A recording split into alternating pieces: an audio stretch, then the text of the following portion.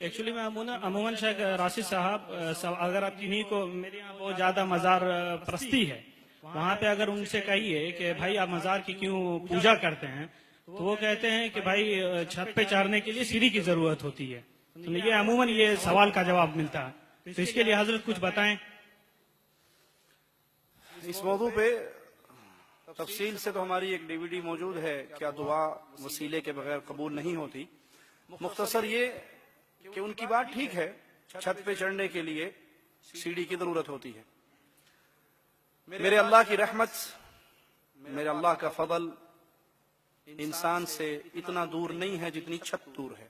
چھت 20 فٹ پہ ہوتی ہے اور میرے اللہ کی رحمت انسان کی شہرت سے بھی زیادہ قریب ہے. پہلی بات تو یہ کہ اللہ تعالیٰ کے لیے مخلوق کی مثالیں نہیں دی جا سکتی. لیس کمثلہ شیء.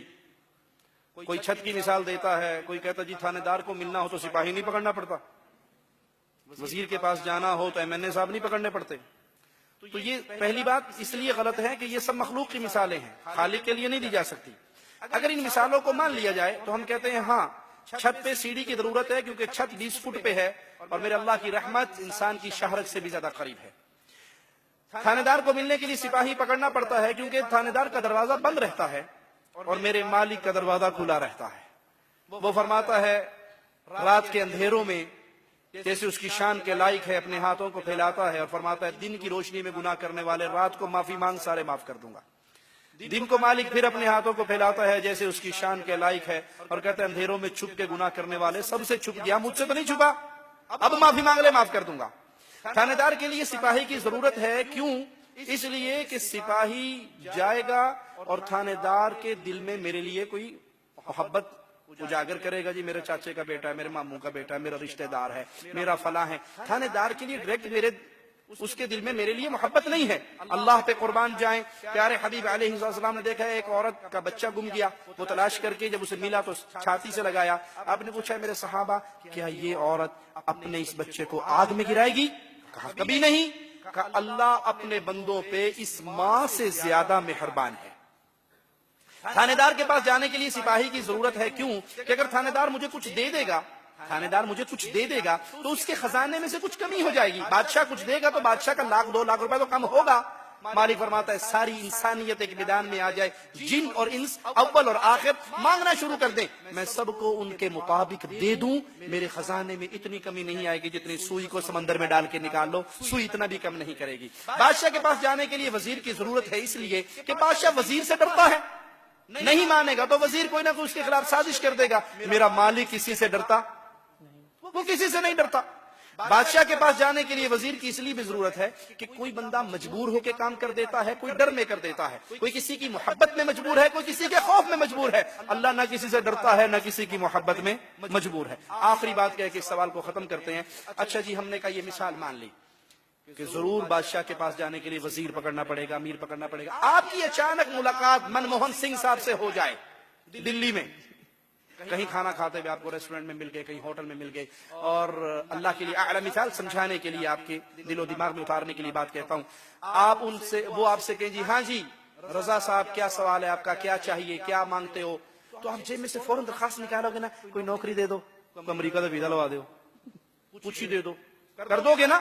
یا آپ یہ کہو گے کہ نہیں منموہن سنگھ صاحب آپ واپس جائیں اپنے پرائم منسٹر ہاؤس میں بیٹھیں، میں MNA کے پاس جاؤں گا، اس کو لوں گا، وزیر کو پکڑوں گا، وزیر کو پکڑنے کے بعد پھر میں واسطے کے ساتھ پھر آؤں گا. میں معاف کرنا وہاں بھی گستاخ نہیں ہوں، میں ڈائریکٹ نہیں مانگ سکتا. میں یہ واسطے کے ذریعے ہوگی آپ کے پاس. وہ کہے گا بے وقوف پاگل تیرے سامنے کھڑا ہوں، نہ MLA کی ضرورت نہ وزیر کی ضرورت، مانگ. ٹھیک ہے؟ اللہ کے لیے اعلی مثال لیس کمثلہ شیء سمجھانے کے لیے مثال دی.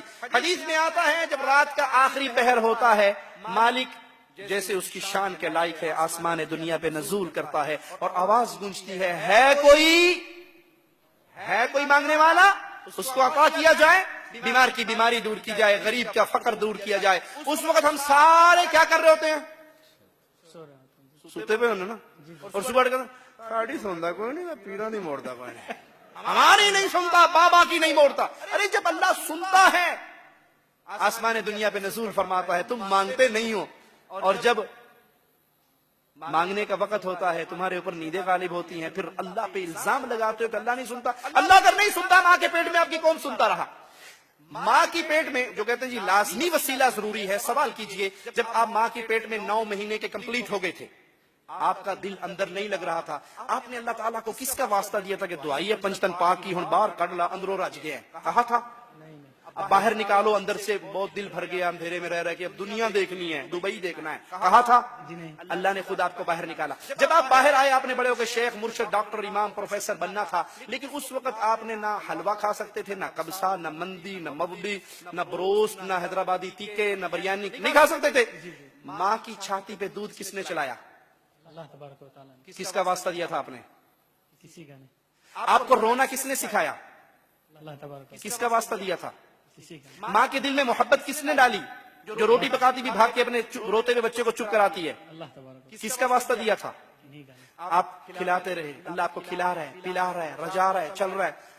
اللہ کے لیے اعلی مثال کسی انسان کا بیٹا ہو جس کو مانگنا نہ آتا ہو، چھوٹا بچہ 2 سال کا 1.5 سال کا، وہ اس کو کیلا، کیک، جوس، دودھ، ٹافی، چاکلیٹ دیتا ہے نا، دل میں کیا ہوتا ہے؟ اللہ کے لیے اعلی مثال، دل میں کیا ہوتا ہے؟ یہ بچہ جب بڑا ہوگا تو کہے گا ابو جان بغیر مانگے آپ کھلاتے رہے، بڑی مہربانی، ابو بنٹی چاہیے، ابو چاکلیٹ چاہیے، ابو کیک چاہیے، ابو آئس کریم چاہیے، ٹوٹو بنٹی یہ چاہیے، کہتے ہو نا؟ کہتے ہو؟ جب بچہ اس قابل ہوا کہ باپ سے کہہ سکے کہ بغیر مانگے کھلانے والے بابا تیرا شکریہ اور بھی دے، اب وہ چوراہے میں کھڑے ہو کر لوگوں کے سامنے ہاتھ پھیلائے اور کہ جی چاچا جی ابو نہیں دیتے، پڑوسی آپ دے دو، ارے بھائی تو دے دے، اور ریڈی والے تو دے دے، ابو نہیں دیتا، غصہ آئے گا؟ غصہ آئے گا؟ کیا کہو گے؟ ظالم، جب مانگنا نہیں آتا تھا تیرے منہ میں رات کو 12 بجے اٹھ کے فیڈر گرم کر کے کون ڈالتا تھا؟ اللہ کے لیے اعلی مثال، ماں کے پیٹ میں تو اللہ نے کھلایا، ماں کے پیٹ سے تو اللہ نے نکالا، ماں کی چھاتیوں پہ دودھ اللہ نے چلایا، آپ کے ہاتھ میں یہ جوڑ اللہ نے بنایا، اور یہ جوڑ نہ ہوتا پانی پی سکتے؟ یہ اللہ اسٹیٹ بنا دیتا، پانی پی سکتے؟ آپ میرے منہ میں آپ کے منہ میں محتاج ہوتے نا ایک دوسرے کے، ڈائریکٹ پانی اپنے منہ میں نہیں پی سکتے۔ یہ سب کچھ اللہ کر رہا ہے، اور اب اس اللہ پہ الزام لگاتے ہو اللہ سنتا نہیں ہے۔